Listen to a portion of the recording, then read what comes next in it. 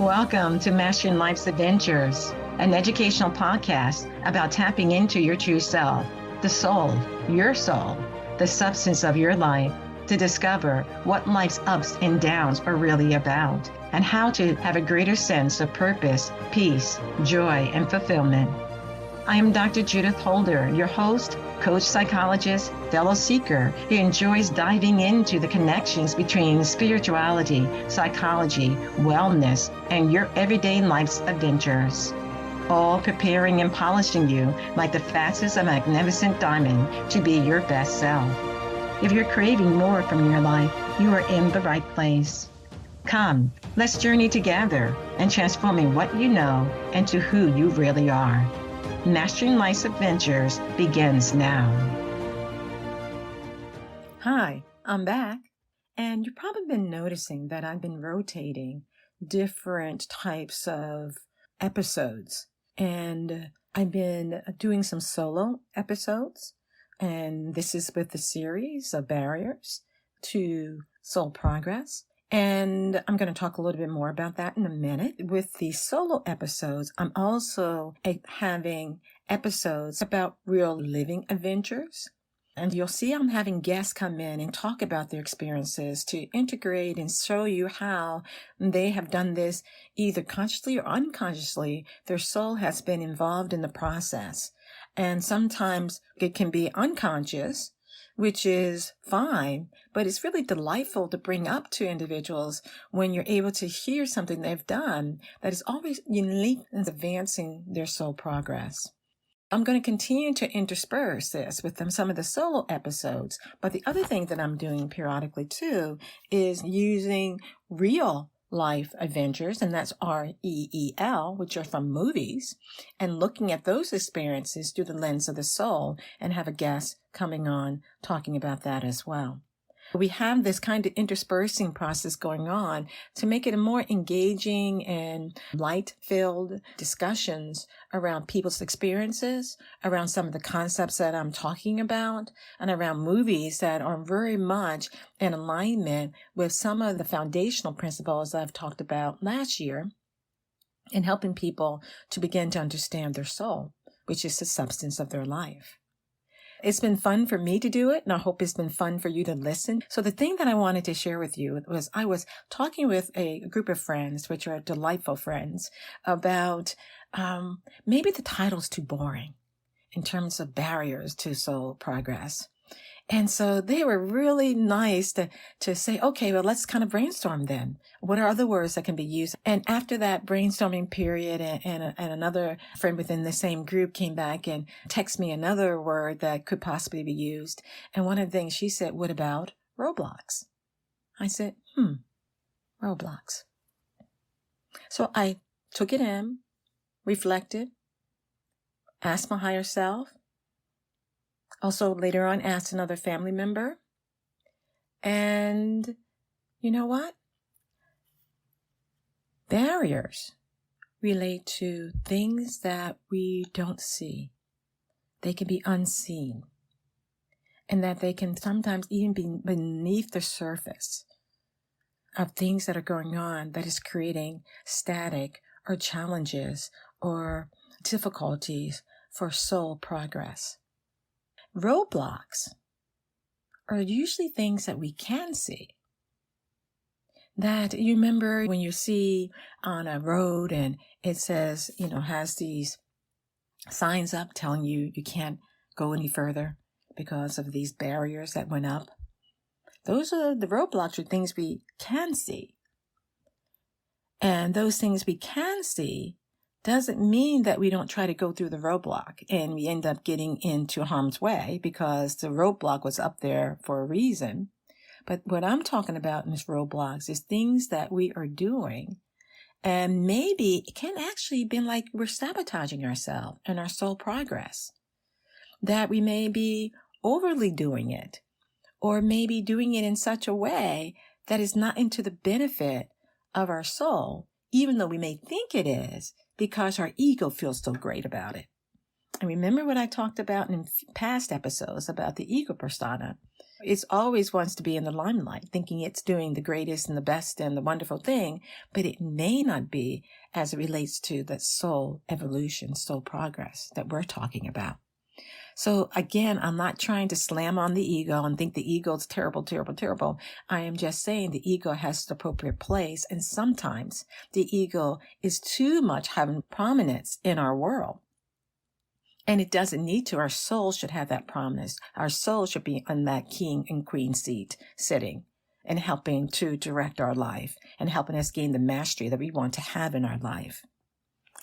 As I was getting back, as I was thinking about this issue around barriers and roadblocks, I came up with what I wanted to call this episode. And I thank those friends of mine who kind of put this into my consciousness to think about. And I want to call moving forward these episodes, these solo episodes that I'm doing, barriers and roadblocks to soul progress. Barriers, things we don't necessarily see, and roadblocks, which we may see, but it still creates a challenge for our soul progress. So it's going to be barriers and roadblocks to soul progress. Yay! Let me know what you think. I'm always interested in hear that, but it feels more enriching and more depth and breadth to what I'm trying to convey as relates to what gets in our way for soul progress. Now, the other piece is that I also want to be able to talk about superpowers. And I'm not talking about them right now because I want to give you the opportunity to start to observe some of these barriers and roadblocks that we've been talking about, such as creeping condemnation. And if you did that exercise around discernment, you starting to being aware of what's going on there. And the other one we talked about just recently was the acquired anger and understanding how to move towards patience and start to ask your higher self and engage in your spiritual nature to help you in that. And you can go back and listen to those episodes. What I want you to do is to grapple a little bit with this. It's okay to grapple because when we can start to see how these particular roadblocks and barriers are showing up, and we're seeing that the frequency is happening in our life. We're seeing the duration in terms of how long these particular barriers and roadblocks are showing up, like creeping criticism. Then we start to be aware of now can I catch myself and stop and make a shift and change by some of the things we've talked about in the previous episodes. So what I actually are wanting you to do is to build your muscle, to build that muscle that allows you to be able to, when I start talking about superpowers, it's added value. Another way of thinking about this building of that muscle is, like, for example, bird watching. Yes, bird watching. Which I'm not, but I was thinking about bird watchers because they have an exquisite ability to watch different birds and understanding the colors and what type of bird it is based upon colors. And then they're looking at shapes and they're looking at unique features of that particular bird, flock of birds. And they're looking at their performance, it's formations that they form in. Our performance is how it shows up at work, how it shows up in our life, how does it show up in our conversations with other individuals, in our family relationships that we have, in our working in a supercharged, high-stress work environment. How do these particular qualities that I'm mentioning, bringing up to your attention, how do they show up? How do they manifest themselves? Just as like a bird formation, they're flying in a particular formation in order to help reduce the wind speed, or increase the wind speed that they can have because they're in that particular formation.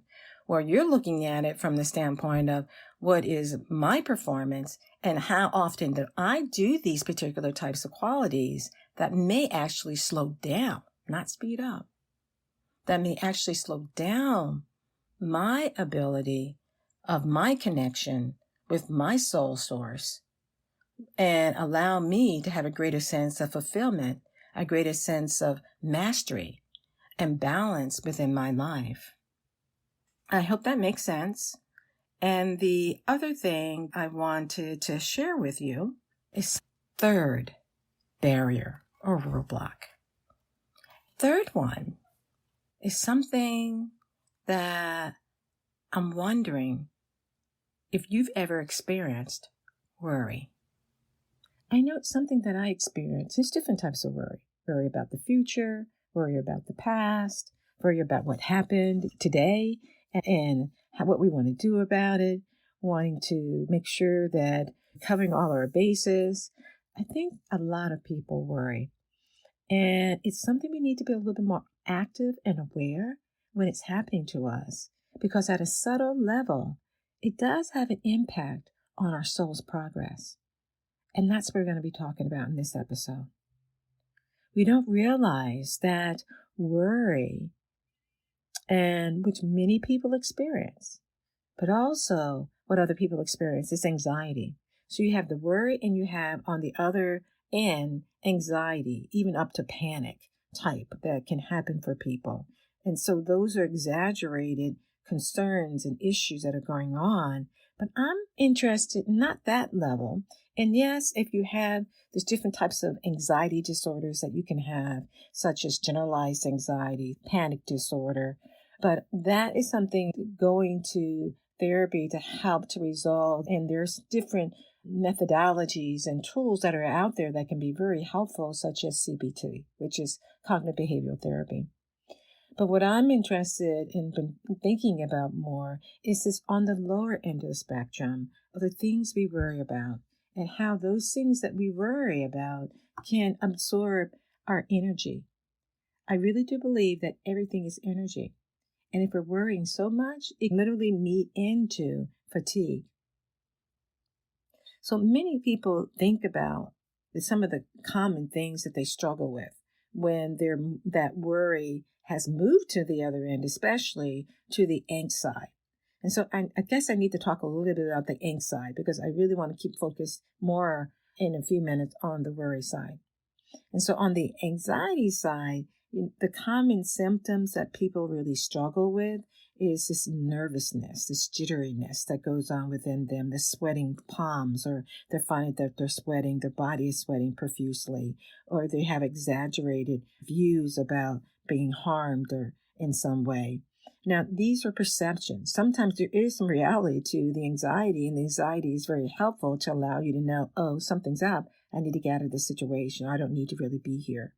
The irrational fears are one of the symptoms that go on with that anxiety level that I just mentioned on that continuum. And then with that, then there's physical symptoms that people have that you may identify with in terms of rapid heartbeat or a sense of shortness of breath, or you're finding that your chest is getting tighter and tighter and tighter, and it feels very much just a pressure on your chest, or feeling scattery or scared all the time, and then having irrational thoughts. And sometimes our anxiety on that level can get to the point of being forgetful about things. And that forgetfulness has an impact upon, we're just not remembering things the same way maybe other people are remembering things. So we can have interference because of the anxiety, that it does have an impact upon our memory, as well as we're finding that over time, this anxiety may getting into feeling a little bit more annoyed or more irritable or feeling more impulsive or feeling that, you know what, I'm just tired of this. I'm just tired of all this anxiety. And so what we end up doing is numbing our feelings. And that's not necessarily helpful to us at all, because it is our feelings that allows us to know how we need to be and how we need to show up. And if we're frozen in that, then we're not quite sure how we feel, and we're not quite sure how other people feel about us as well. So other things that can happen with this higher degree of anxiety is muscle twitching and chest tightening, as I mentioned before, or you can feel a degree of restlessness. And then the anxiety can start changing into feeling as if in that restlessness, I just need to get out of here. I need to get out of this relationship, or I need to get out of this workspace that I'm in right now, because there's a lot of things that are going on in terms of your perceptions and the hormonal releases taking place and the amplified physical sensations that are happening for you. You may be in a state of being hyperly aroused. And so it's that fight, flight, freeze, or appease type of qualities that will come out. There are different levels of anxiety, and there is mild, which we're going to be talking more about in terms of the worry aspect of this anxiety continuum. But there's also a moderate level, severe, and panic levels of anxiety that people can experience, which is sometimes the severe forms definitely need to look for a healthcare professional to manage. So in this episode, we're more focused on the more worried, the weary warrior is a person who is just worrying all the time, and they're finding that they're becoming more fatigued, and they're finding that it does create some degree of nervousness or shakiness, and also some degrees of maybe even trembling and feeling that jitteriness inside. But it's controllable. You're functional. You can function with it. You don't like it, but you're functioning okay. But we're not aware of the fact that these low grade, which I'll call weary worrying, that it's doing is wearing us away, wearing us down over time, that it does have not a positive impact on soul evolution. And it's as if, what is that saying that goes? Death by 1,000 slices? That we have to be aware of. Everything is energy. We are energy. Our thoughts are energy. Our emotions are energy. How we even perceive things is using energy. And so we want to conserve our energy.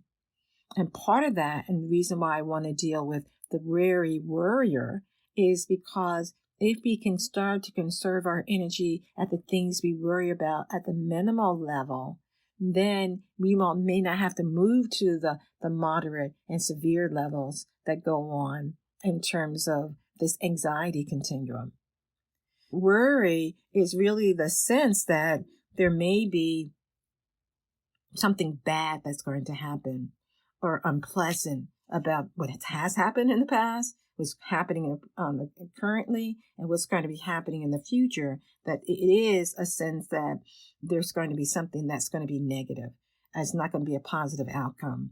And so you're actually having to deal with this agitation because you're really concerned about how things are going to work out. Henceforth, creating that uneasiness that happens for us. And one of the things in our daily living is that if this worry is taking place in your workplace, you're worrying about assignments that need to get done, how you're going to get them done, like about a boss or a coworker and how they're treating you, and you're moving into daydreaming about what you're going to say and what you're going to do, it takes a lot of energy away from the task at hand that you need to do.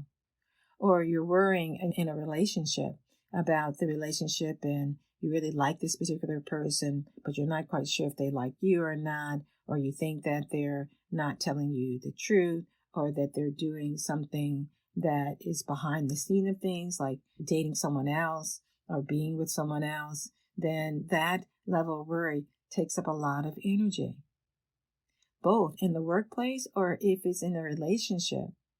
It's taking up emotional energy. And when we take up certain amounts, we think about having so much energy per day. That's why at the end of the day, we say we're really tired and we need to get some rest because we're tired. Well, that's because we used all our energy up for that particular day. And rest or sleep allows us to recharge our batteries and take on the next day.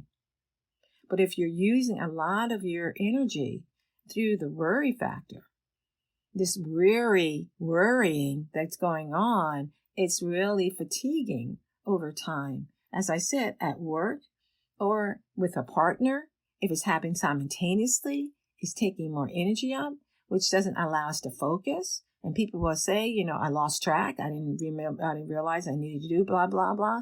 or it got off my radar because you were worrying about something that might happen with the relationship that you're involved with, or you're worried about something that's going on at work, and maybe if you're going to lose your job, then how do you want to counter whatever you think they're going to say? So you start building up these images and thoughts of what you want to say and how you want to say it, just in case. So you want to be prepared. But all that, again, is taking a lot of energy.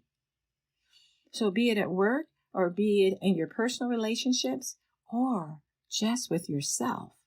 Because the worry that we do with ourselves is having an impact upon our self-esteem and how we feel about ourselves.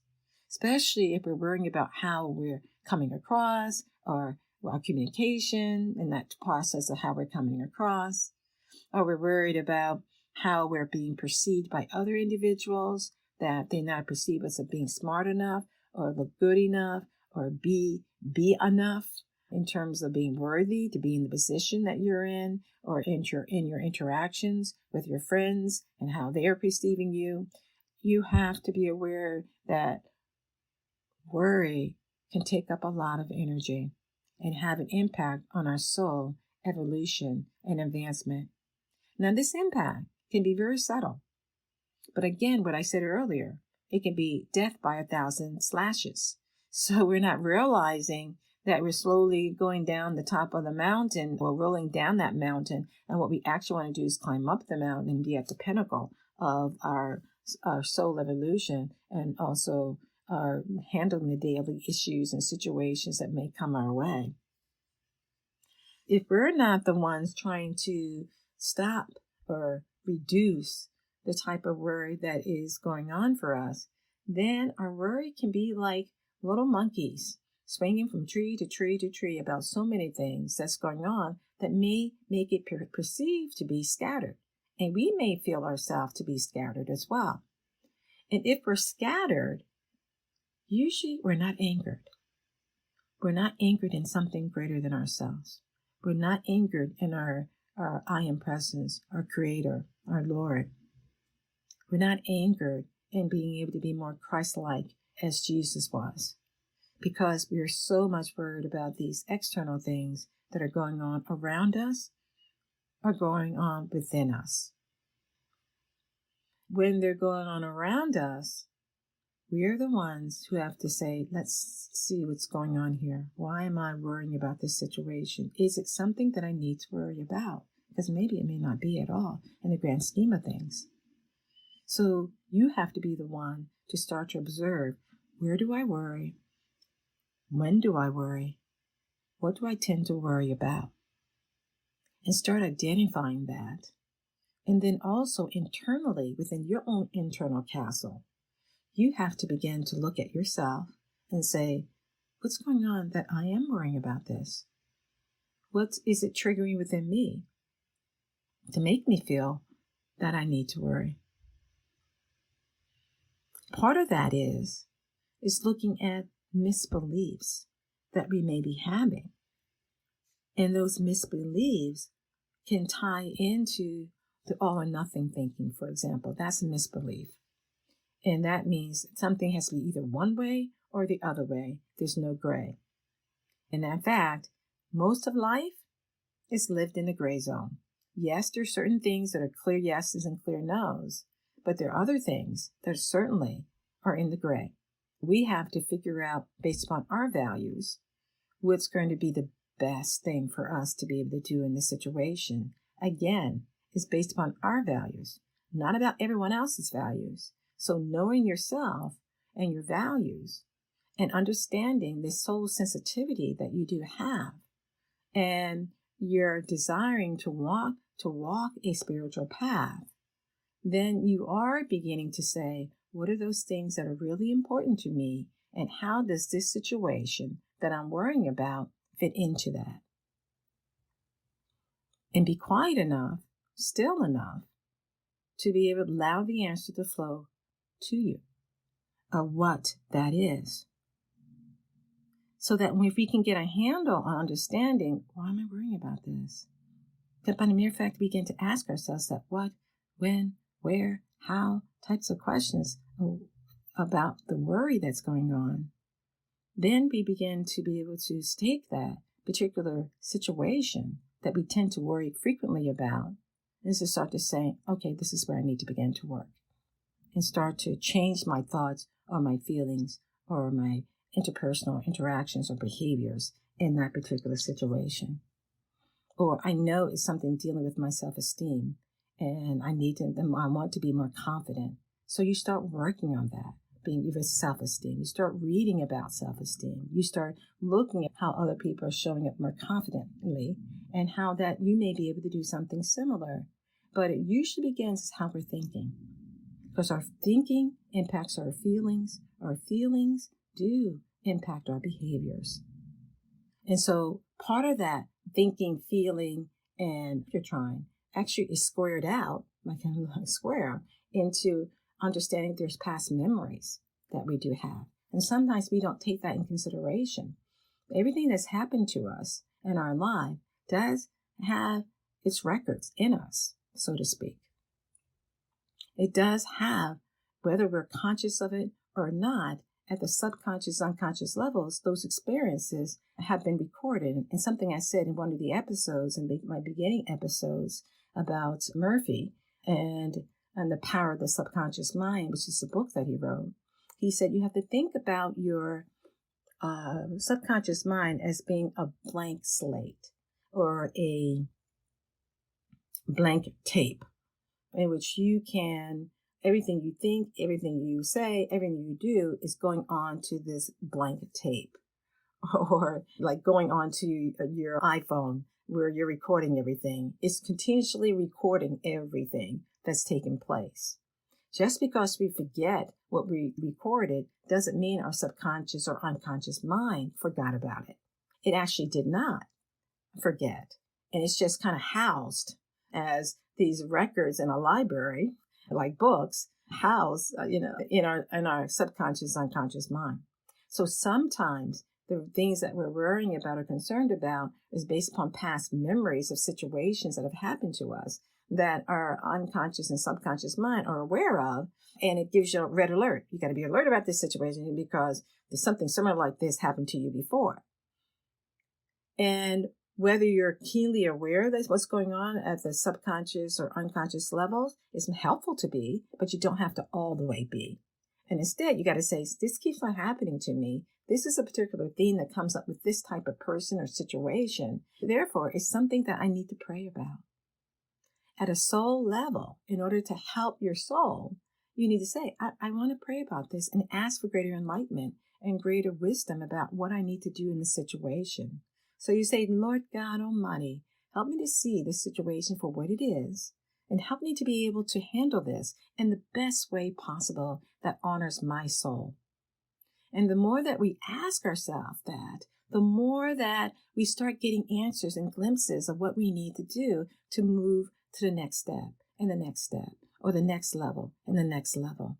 It is as if you're on that trampoline that I've talked about in other episodes, in which you're bouncing and looking higher, because that trampoline is God now. You're bouncing on that trampoline up higher to see at a higher elevation as what do I need to do and how do I need to act and what do I need to say in this particular situation. And that internal relationship that you're having with your soul and your higher source, the God source, the Lord, the Creator, the I Am Presence, is all coming together to give you more information than you would have had if you had not asked.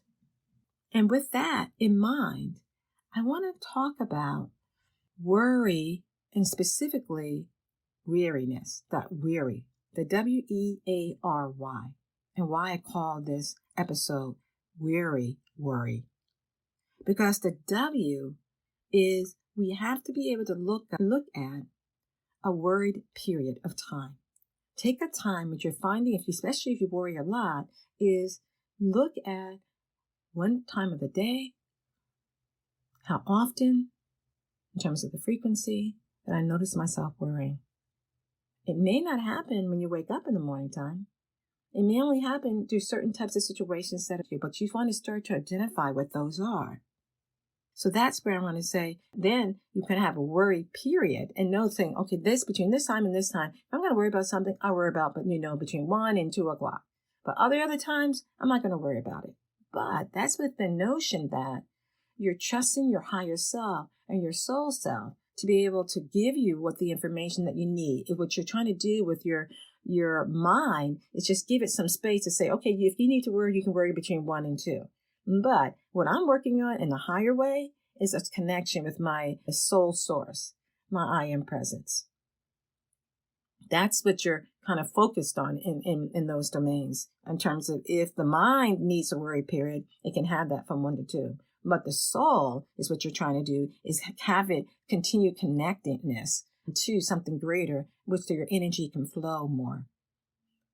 Now, the E is to invoke a mantra or a statement or fiat for yourself that helps you to kind of move away from the weariness of worrying. And so that mantra can be something simple as, I am greater than this worry. I release it, and I ask my Lord and Savior, Jesus Christ, to occupy my mind, my heart, and all that I am this day. So you want to do something that feels like it's going to be soothing to you, and that some people is Jesus, other people it may be Buddha, other people it may be Mother Teresa, and look for statements that they have said, or other great leaders or saints that they've said that feels right to you, that you can be able to use. And you can look that up in the internet. The A is for allowing for you to have quiet time. Get out of, in order to reduce the worry, we do need quiet time, even if it's just for a few minutes. Just to breathe and to be centered. The R is for review. And I just pause here for a minute, because what I'm thinking about is I'm giving you things to counter the word weariness. We already talked about worry, but I'm giving you things to counter the weary, so that when worry stands by itself, you already have a way and a means in which to deal with worry when it comes up for you. And it's not moving into that fatigue, ongoing worry 24/7. No, you're finding it's being reduced. And therefore, when the weariness is reduced, the worry also helps to be reduced. So the R is for review of the irrational thoughts, the misbeliefs that I talked about earlier. That there are certain misbeliefs that we're holding, that we are the ones who have to say to ourselves, is it true? Is this what I'm thinking about? Is it true? And this is frequently what I say to some of my executive clients, in terms of my clients, is it true? And usually some of the things that we're worrying about or we're concerned about, it's not true. Or it's as if a fraction of it is true, but the other 99% is not really true. But we're working as if it is true. So review the irrational thoughts, the all or nothing thinking, which is that black and white thinking, or overgeneralization about things, that it happened to you one time, therefore it's always going to happen to you, or will continue to happen to you. Review, what are the things that I'm thinking about? Write them down, keep a journal, and then go back and look at that. Put the journal away for 24 hours or whatever it may be. Then come back and look at it and just say, is this true, what I'm writing here? And when you start looking at the statements you're making, then you can say, that's an overgeneralization. Or that's a filter by which I saw that by. And a filter is we're seeing something through a negative lens, but it could be another way of seeing something that's taken place. We're the ones that need to be the Sherlock Holmes of ourselves. And being able to ensure that we are centered, balanced, and more integrated with our soul and our soul quest to continue to live through life's experiences, to continue to grow through experiences. The why really fundamentally boils down to you. That you have to work on being your best self. You have to be working on being aware that there are certain barriers that can get in our way and that are being created through our worry that we can be able to manage, that we have the wherewithal by the grace of having God and having a spiritual path, that we can be able to begin to navigate in a different way. But it does take conscious and intentional living. It does take yourself with a strong support system of individuals who are willing to say, you're worrying again. Is it true? Yeah. And you may say, oh, thank you. No, it really isn't true. And so what is another way of thinking, of looking, or advancing this particular situation that you find yourself in? And sometimes, one last thing I want to say before ending this episode is mindfulness practices do go a long way to help to reduce the mind where that cognitive agitation of worry is taking place, which has an impact upon our feeling unsettled and an impact upon our physiology and physical form in terms of the heart racing or jitteriness into feelings, which are some of the lower forms of what worry will do to us. Since we're not really focusing on the anxiety aspects, we're just trying to nip in the bud the worry that goes on a regular basis from our minds to our hearts to our physical physiology. And if we can do some mindfulness practice by closing our eyes, by breathing in very, very slowly, breathing in a wonderful color that is lightening, that is harmony, that creates a lot of peace and a smile on your face, then holding that breath and then allowing that breath to go to every place in the body where there is a worry going on, taking and grabbing that like filings, black filings, and then you're releasing it through the mouth and exhaling through the mouth. You're letting go of those filings and releasing and letting go and then pausing for a second and then allowing yourself to breathe in a long, deep breath of that wonderful color and doing the same thing again. And what I may do is in one of the next episodes, do kind of a visualization, mindfulness meditation that could be of help to you with all these things I'm talking about as relates to barriers to soul growth and advancement. Thank you. I hope that was helpful. These beginning stages of having a conversation around these barriers that can create entrapment for the soul. Bye for now. Thank you for joining me for this episode on Mastering Life's Adventures, being your best self through soul evolution. If you have enjoyed what you've heard today, I would be delighted if you would share this episode with others, leave a thumbs up, and subscribe to my Mastering Life's Adventures podcast. Look forward to your joining the next episode. Please leave any comments or suggestions you might have below. Bye for now.